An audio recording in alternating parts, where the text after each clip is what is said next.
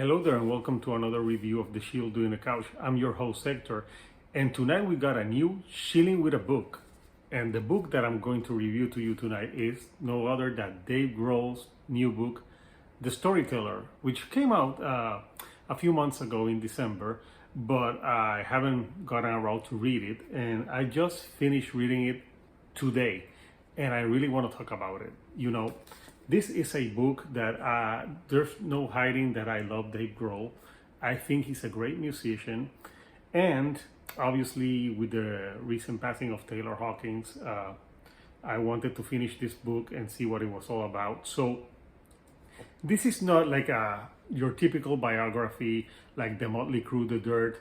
If you're coming here expecting juicy stories about drugs, all the sex that he has had with groupies, this is not the book for you. This is a book about a man telling stories, and stories about mostly music and things that he's passionate about. Back in 2020, when COVID hit, Dave Grohl found himself, for the first time in a long time, bored with nothing to do. So he decided to write a book. So he went to write this book, The Storyteller, Tales of Life and Music. And that's basically what this book is all about. So I recommend this book, this is the back, to people that you don't have to be a fan of music or, be a fan of him to enjoy some of the stories that it has. So the book is divided in 5 parts. And in those 5 parts, first, he starts talking about, when he was growing up, influences that he had. Then he goes into more stories about the bands that he was in, how he got to join the bands. Then it goes more into when he got famous, and obviously he touches on very important subjects. Then it's more about his life being a father and what he's up to now. So those 5 parts divide the stories, but there's some great stories in it. For example, he touches a lot about when he first joined the band. He was first in a band called Scream, which was a punk band from where he was in Virginia. He joined them when he was 17. And there's a great story here how he asked his mother if he wanted to drop out of school and go on and be a musician, and she said yes. And he talks about this in this book. He touches a lot about his relationship with his mother and how his mother always pushed him to follow his dreams. So then he joined Scream, and they were older than him. They were his idols, and they started touring. And there's a part in the book, it talks about the tours where they went to Europe and how he almost didn't have enough money to eat. But there's a great story when he was Scream, and they were playing, and Iggy Pop had like a showcase for some people, and he needed a drummer, so he asked Dave to be a drummer for him that night. So in the book he talks about the story how this was like his first success that he had as a musician, and it's a great story. And there's more stories of how he meets everyone from Paul McCartney to Joan Jett, Little Richard, you name it, it's all here. And obviously a lot of people will want to know about what happened with Nirvana, and he touches a lot of what happened in Nirvana in this book. So with Nirvana in this book, he touches a lot about how they met, how they started recording, and obviously it touches upon when Kurt obviously commits suicide. So that's all in almost the 3rd part called The Moment. There's a part called The Heartbreaker and He's Gone. And those all touch on what happened with Kurt Cobain.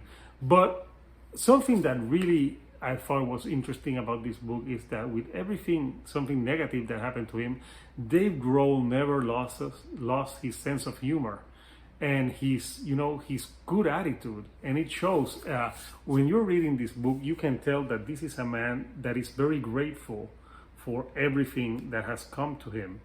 There's a great story here from Nirvana that they were playing a show and one of the security guards got in a fight with Kurt, and Kurt smashed his guitar on his face. So when they're trying to get out, they're trying to beat them up, and they're like running out of there. It touches on how Nirvana got so big so fast. When he decided to join Nirvana, it was hard for him leaving Scream, but he was in Los Angeles and almost, with no money. So he took that chance. And again, it touches on a part where his mother told him that he had to do what was right for him. So he went and joined Nirvana. And obviously, after Nirvana died, it touches all upon of what he did after that, how he didn't want to listen to music for a year. But he was somewhere in Europe and he saw a kid with a Kurt Cobain t-shirt and he knew he had to go back to music. It talks about how he had still demos that became the first Foo Fighters album, and how he didn't want to name it Dave Grohl because he wanted people to think it was a band. There's other stories of like how he played with Tom Petty on Saturday Night Live, and he almost was going to be part of that band, but that's when he decided to go Foo Fighters. It touches upon, when they first won the Grammy for their third album, There Is Nothing Left to Lose, which they did in a house that they rented in Virginia.